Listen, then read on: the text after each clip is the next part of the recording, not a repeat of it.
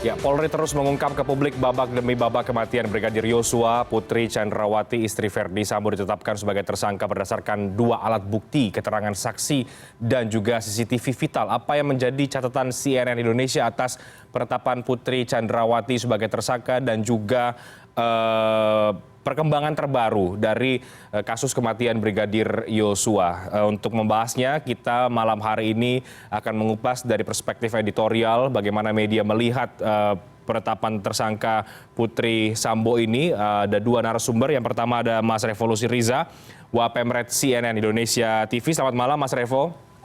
Selamat malam, Renhard. Ya, ada juga Mas Anugrah Perkasa, Mas Nugi, redaktur pelaksana cnnindonesia.com. Selamat malam, Mas Nugi.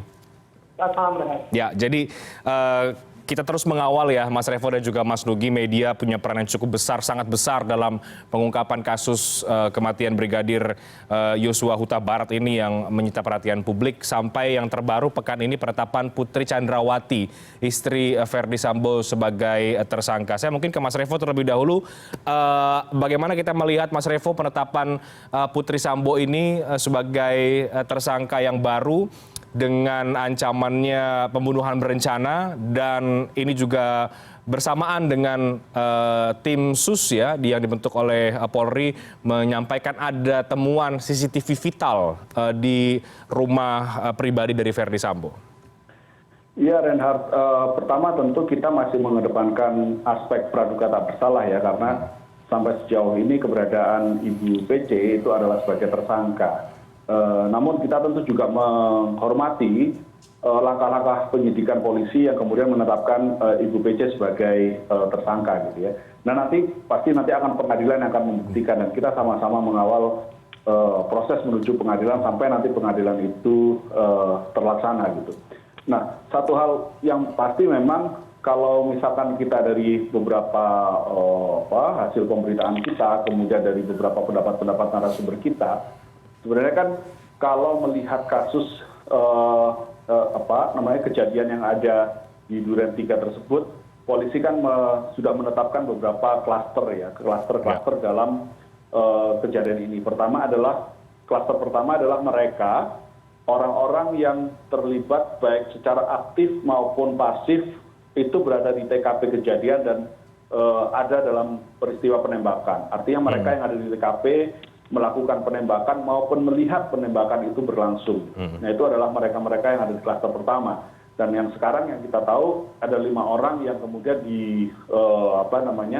dijerat dengan pasal pembunuhan berencana, dengan pasal 340 KUHP itu setidak-tidaknya kan ada Irjen FS, kemudian Baradae, kemudian KM, RR dan Ibu PC gitu ya. Nah ini yang mereka yang diduga terlibat aktif maupun pasif ada di peristiwa penembakan. Kemudian yang lain adalah orang-orang yang ada di TKP dan itu diduga terlibat aktif maupun pasif itu merusak TKP kejadian. Dan mereka juga pasti akan terlibat dalam mereka-mereka ini akan dijerat dengan pasal pidana. Kemudian klaster berikutnya ada polisi ataupun orang lain yang ada di TKP kejadian, tapi mereka ini sebenarnya sudah terkena skenario dari yang disusun oleh Irjen FS pada waktu itu. Nah mereka ini kemungkinan kita belum tahu apakah mereka akan ditetapkan sebagai tersangka atau bukan, tapi setidaknya mereka saat ini sedang masuk dalam daftar yang disidik oleh tim khusus ini ya. Nah, kemudian orang-orang polisi yang kemudian menerima pelimpahan berkas, baik itu ketika di Polres Jakarta Selatan maupun di Polda Metro Jaya, mereka juga sekarang sedang dalam penyidikan polisi. Baik. Nah, kita semua tentu harus menghormati proses ini ya, Renhard, sampai tidak-tidaknya nanti pengadilan memutuskan dan status hukumnya menjadi inkrah atau tetap gitu ya. Sebelum ditetapkan tentu asas praduga tak bersalah harus tetap kita kedepankan. Oke, baik. Jadi kita mengapresiasi apapun langkah dari Polri, tapi di saat yang sama juga kita tentu harus mengedepankan asas praduga tak bersalah, dan kita tunggu nanti di pengadilan seperti apa konstruksi hukumnya akan dibuka di pengadilan nanti. Kalau Mas Nugi melihatnya seperti apa dari penetapan PC ini? Di satu sisi kematian Brigadir Yosua ini sejak awal sudah penuh dengan rekayasa. PC juga termasuk yang muncul ke publik mengatakan yang juga disebut-sebut pelecehan seksual dan lain sebagainya, tapi sekarang kemudian ditetapkan sebagai tersangka dalam yang disebut ikut dalam merencanakan pembunuhan Brigadir Yosua. Seperti apa, Mas Nugi? Saya kira yang pertama adalah penetapan tersangka itu justru banyak menimbulkan pertanyaan-pertanyaan selanjutnya pada kepolisian. Dan pertama mungkin ada kaitannya sama motif. Karena selama ini narasi yang dibangun ada dan seksual. Nah, saya kira ketika polisi menetapkan Putri Candrawati tersangka, maka pertanyaan berikutnya adalah apa sih sebenarnya peran dari Verdi Sambo? Ya. Jadi ketika ada proses yang dilakukan polisi, maka saya kira publik wajib harus memberikan pertanyaan apa kan, dan kemudian motifnya seperti apa. Dan ketiga adalah apakah polisi bisa bersikap transparan sampai akhir proses pengadilan. Ini yang menjadi pertanyaan. Nah, tapi satu sisi kita harus apresiasi ini kepada kepolisian karena ini satu langkah yang progresif, saya kira. Polisi sudah melakukan proses hukum, menetapkan tersangka dan sekarang juga ada. Nah, tinggal yang sekarang adalah melanjutkan pertanyaan-pertanyaan yang selama ini satu tentang motif, yang kedua apakah pertanyaan juga tidak hanya terkait misalnya karena besok ada proses otopsi kedua ya. Kedua akan tapi pertanyaan-pertanyaan juga macam-macam berserta ada pemeriksaan Brigadir Yosua. Oke, baik Mas Nugi, ini agak terputus-putus tapi nanti sambil diperbaiki saya ke Mas Revo terlebih dahulu. Mas Revo, Putri Sambo ini ditetapkan sebagai tersangka.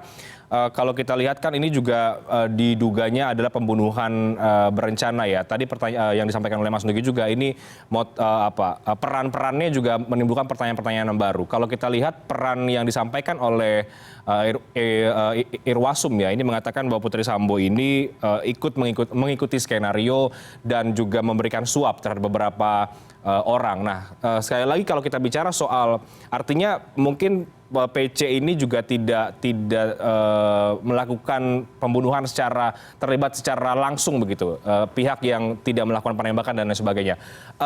Pembunuhan berencana yang disangkakan ini menurut Mas Revo apakah memang sudah cukup tepat atau ini sekali lagi memang kita masih harus menunggu lagi bagaimana tahapan penyidikan berikutnya? Iya, kalau melihat kerangka hukum yang disangkakan gitu ya Reinhardt ya, mereka yang ada di dalam lokasi kejadian itu kan semuanya diduga terlibat dalam penembakan. Tidak-tidaknya adalah mereka tidak melaporkan ketika terjadi penembakan lah gitu, dan kemudian pasal lain yang mungkin bisa dikenakan adalah bagaimana kemudian mereka merekayasa atau mengarang sebuah cerita untuk mengaburkan kejadian itu. Nah, kalau misalkan dalam pasal 340 itu kan kita perencanaan itu artinya sebenarnya begini, tidak harus satu hari atau beberapa minggu sebelumnya direncanakan, bahkan 5 menit sebelum kejadian itu sudah ketika ada persiapan dan itu sudah masuk dalam perencanaan gitu. Jadi artinya ketika kemudian kita melihat rangkaian CCTV-nya, kita juga memiliki CCTV, rekaman CCTV tersebut kan kita bisa melihat bahwa ada rangkaian-rangkaian kejadian ketika dari Magelang kemudian ke rumah ada perpindahan orang dari rumah yang satu ke rumah yang lainnya ke TKP, kemudian demikian juga dengan Ibu PC gitu ya, itu ke sana. Jadi artinya disitulah kemudian ada sangkaan adanya sebuah perencanaan dalam pembunuhan. Ini kan konstruksi yang dibangun oleh polisi. Tapi saya pikir begini Reinhardt ya, kita tadi saya sepakat dengan apa yang disampaikan oleh Mas Nugi. Yang sedang kita tunggu ini sebenarnya motifnya apa? Kenapa kemudian Brigadir Joshua itu dibunuh dengan cara yang sebegitunya gitu ya? Apa sebenarnya yang mendasari proses pembunuhan itu?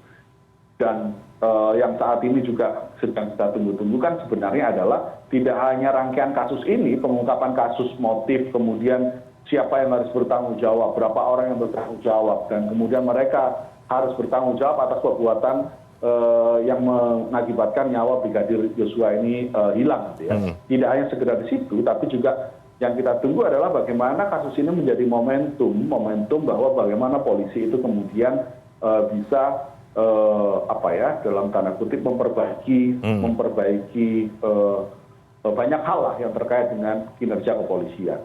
Kita sempat tahu kemarin ketika Kapolri menyampaikan pidatonya di hadapan semua anggota kepolisian, Pak Kapolri juga menyampaikan bahwa ketika kasus ini muncul, kepercayaan publik terhadap polisi kan menurun drastis gitu, menurun drastis sampai belasan persen. Nah itu kan artinya menjadi hal yang sangat krusial ketika kepercayaan publik itu turun. Nah kemudian ketika ada penetapan tersangka, ini naik lagi gitu. Nah yang menjadi kejadian ini menjadi sangat ironis kan karena kejadian ini dilakukan atau disangka atau diduga dilakukan oleh seorang jenderal bintang 2 yang mengepalai bagian polisnya polisi gitu kan. Nah ini yang kemudian menjadi hal yang kemudian menjadi masyarakat ini menjadi ironi tersendiri.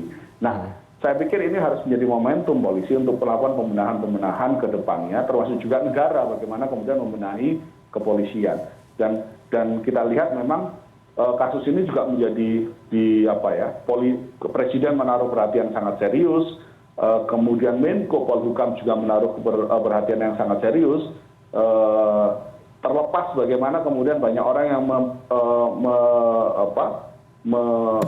kenapa kemudian Menko Polhukam banyak berkomentar gitu ya, banyak orang kenapa sih bertanya-tanya kenapa kok Menko Polhukam banyak berkomentar. Tapi saya pikir kalau misalkan Menko Polhukam itu tidak melakukan komentar-komentar seperti itu, rasa-rasanya mungkin polisi juga tidak bertindak atau tidak begitu serius, internal polisi tidak akan serius seserius ini dalam menangani kasus ini. Begitu Menko Polhukam menaruh perhatian serius mengawal kasus ini, menyampaikan update-update, maka ini juga menjadi pecutan buat polisi, internal polisian untuk segera menuntaskan kasus ini. Demikian pula dengan Komnas HAM dan lain sebagainya.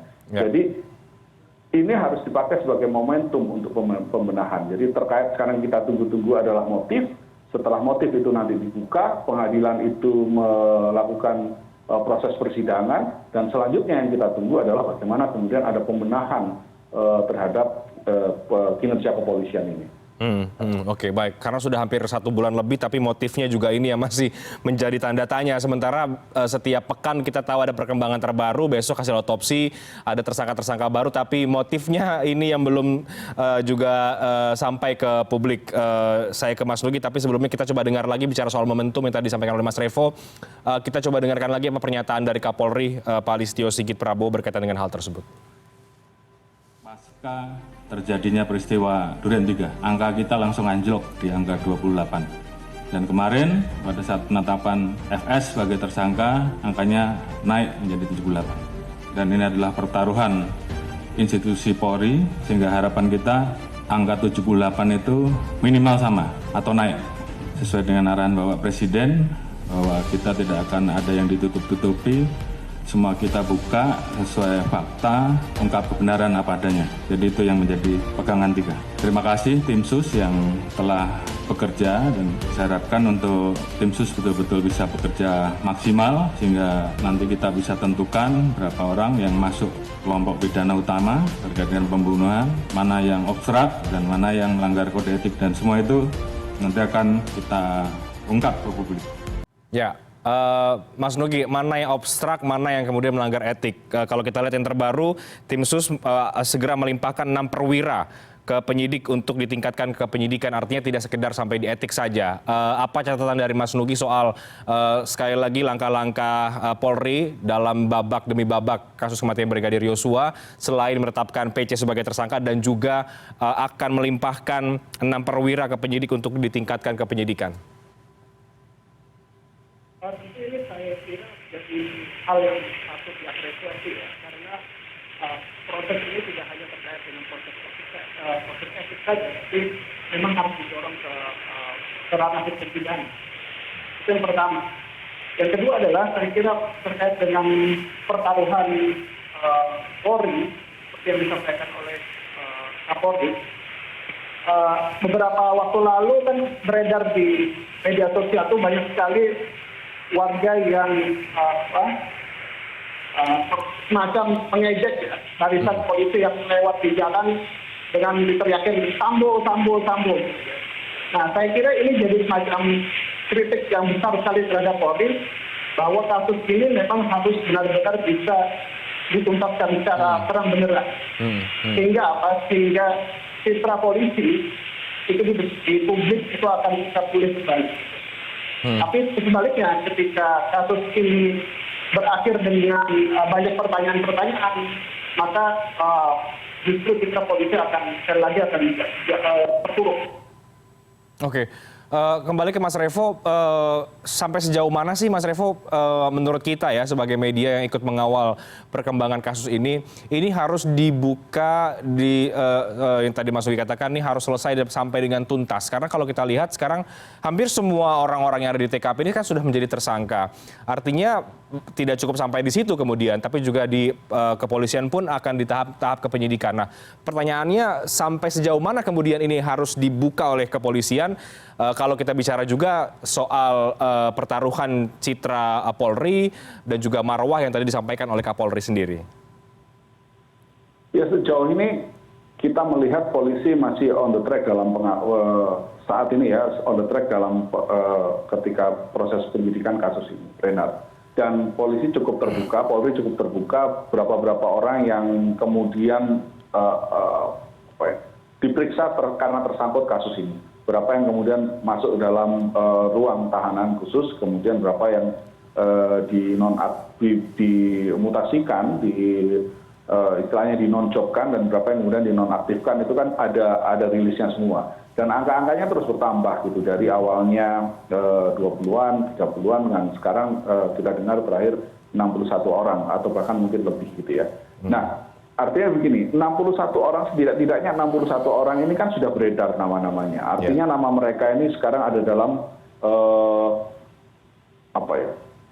mereka menjadi dalam tanda kutip, kalau misalkan mereka ini bersalah, tentu kita berharap mereka harus dihukum sesuai kadar kesalahannya. Tapi kalau misalkan mereka tidak bersalah, maka ada kewajiban juga mereka tentu harus dipulihkan nama baiknya. Kan seperti itu, kalau dalam hukum semua dihukum sesuai dengan kesalahannya, tapi jika tidak salah maka pengadilan atau proses hukum itu sendiri juga harus memulihkan nama baik mereka. Karena itulah kemudian proses transparansi ini harus dikedepankan. Karena kalau tidak, kalau misalkan Polri sendiri tidak transparan, maka akan kasihan orang-orang yang nama-namanya sudah beredar di media sosial. Kita tahu, kita sendiri aja menerima banyak sekali gitu ya, di ruang redaksi kita menerima sekali banyak informasi yang berseliweran gitu ya. Yang kemudian kita harus bekerja keras untuk memastikan apakah informasi ini masuk kategori bohong, hoax, atau memang menjadi hal yang harus disampaikan ke publik karena memang benar adanya gitu. Nah, tapi kan informasi-informasi ini sudah beredar luas ya Renhard ya, beredar dari WhatsApp ke WhatsApp, mungkin juga dari media sosial yang lain gitu. Nah, artinya ada nama-nama yang saat ini tertulis di media-media sosial itu yang disangkakan terlibat dalam kasus FS ini. Nah, karena itulah kemudian polisi, Polri, penyidiknya juga harus transparan, karena ini terkait dengan keadilan bagi semua orang. Mereka yang bersalah tentu harus diadili sesuai dengan kadar kesalahannya, tapi yang memang tidak bersalah, tidak terlibat dalam situ, ya harus disampaikan gitu bahwa ini loh nama-nama yang bersalah, ini loh ya, nama-nama kelompok-kelompok ya nama-nama yang menjadi tersangka dan kemudian disangkakan dengan pasal X gitu, terlibat karena apa gitu. Sementara yang tidak dalam nama-nama itu, karena polisi sudah transparan, artinya tidak terlibat dan nama mereka menjadi pulih kembali. Karena hukuman sosial ini kan juga tidak kalah beratnya ya dibanding dengan hukuman badan di penjara misalnya seperti itu. Nah, untuk memulihkan, agar semua itu tetap pada koridor keadilan, maka transparansi itu harus penting.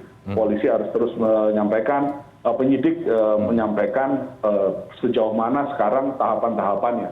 Dan kita lihat sekarang di bawah pengawasan langsung dari Kapolri misalnya, dan juga karena Presiden dan Menko Polhukam juga menaruh perhatian serius dalam kasus ini, ditambah juga publik terus mengawal, media juga mengawal, sejauh ini kita lihat prosesnya sudah ada di jalur yang tidak-tidaknya sudah benar lah sekarang gitu dan besok kan kita tahu besok polisi berencana akan mengumumkan hasil otopsi keduanya. Nah, kita akan bandingkan ini sekarang. Ketika polisi menyampaikan hasil otopsi itu secara transparan, maka kita bisa membandingkan hasil otopsi yang tahap pertama dengan otopsi tahap kedua. Jika terjadi ada perbedaan dalam hasil otopsi tahap pertama dan tahap kedua, maka ini bagaimana? Ini kan juga menimbulkan persoalan baru gitu ya, persoalan baru. Artinya harus ada penyidikan baru. Kenapa hasil otopsi berbeda dan sebagainya? Siapa yang harus bertanggung jawab dan lain sebagainya. Nah ini kita mengapresiasi kalau misalkan polisi bisa transparan dalam kasus ini. Karena ini memang ujian yang tadi disampaikan oleh Kapolri. Saya juga meralat tadi saya bilang kepercayaan publik terhadap polisi turun hingga belasan, tapi kan kita tadi mendengar statement polisi lagi, Kapolri lagi bahwa turun sampai 28%. Artinya lebih dari 70% masyarakat Indonesia ini nggak percaya gitu kepada polisi. Setelah penetapan tersangka naik menjadi 78%. Tapi kan ini juga menjadi hal yang polisi harus mengembalikan setidak-tidaknya ke angka 90-an bahkan 100%. Karena dengan begitu sekarang ini ada sekitar 20% masyarakat Indonesia yang tidak percaya terhadap polisi. 20% itu banyak loh. 20% itu kalau signifikan Mas Revo itu 270 juta, artinya kan 54 juta lebih penduduk Indonesia itu tidak percaya polisi. Dan ini angka yang sangat besar 54 juta ini. Nah ini menjadi pertaruhan bagi Kapolri untuk memastikan mengembalikan lagi tingkat kepercayaan publik menjadi tinggi lagi kepada polisi. Salah satunya ya harus dengan transparan. Ya, Mas Nugi terakhir singkat, apalagi besok ada pengungkapan hasil otopsi yang baru ya, yang tadi Mas Revo katakan ini tentu babak baru lagi nih kalau kemudian hasil berbeda, tentu siapa pihak-pihak yang memanipulasi hasil otopsi itu juga perlu kita soroti bersama. Terakhir Mas Nugi, karena kita media punya peran yang besar dalam mengawal kasus ini meskipun banyak yang mengatakan ini sudah on the track Polri mengungkap kasus ini, tapi perlu kita kawal bersama. Selain kita mendorong transparansi dan juga mungkin apa sebetulnya motif di balik pembunuhan ini, apalagi yang perlu kita kawal bersama Mas Nugi sebagai media dalam sampai nanti babak terakhir mungkin dari pengungkapan kasus kematian Brigadir Yosua ini? Ada beberapa pertanyaan juga yang sulit di ruang. Misalnya ada beberapa data yang disampaikan oleh hukum. Memang harus diuji kembali di penyidik dan pengadilan. Misalnya apakah benar dugaan transfer uang ratusan juta dari Brigadir J ya, bukan oleh Ibu. Nah, ini juga perlu kita ungkap ke publik dan kita awal bersama baik dia maupun jadi ada beberapa pertanyaan yang harus dituntaskan juga. Yang kedua, kaitannya objektif dilakukan dan dugaan Nah, saya kira masyarakat sipil wajib terus mengawasi proses hukum kasus Sambo ini karena ini dari momentum Sambo sendiri, artinya momentum Sambo yang buat politik untuk Oke, baik, kita tutup untuk isu babak baru penetapan Putri Sambo ini dalam kasus kematian Brigadir Yosua. Kita break dulu, kita akan membahas ke yang berikutnya. Ini soal pidato kenegaraan Presiden Jokowi di HUT Kemerdekaan RI yang membahas banyak hal tapi tampaknya didominasi banyak isu ekonomi. Bagaimana kita melihat membedah pidato Presiden? Kami akan segera kembali.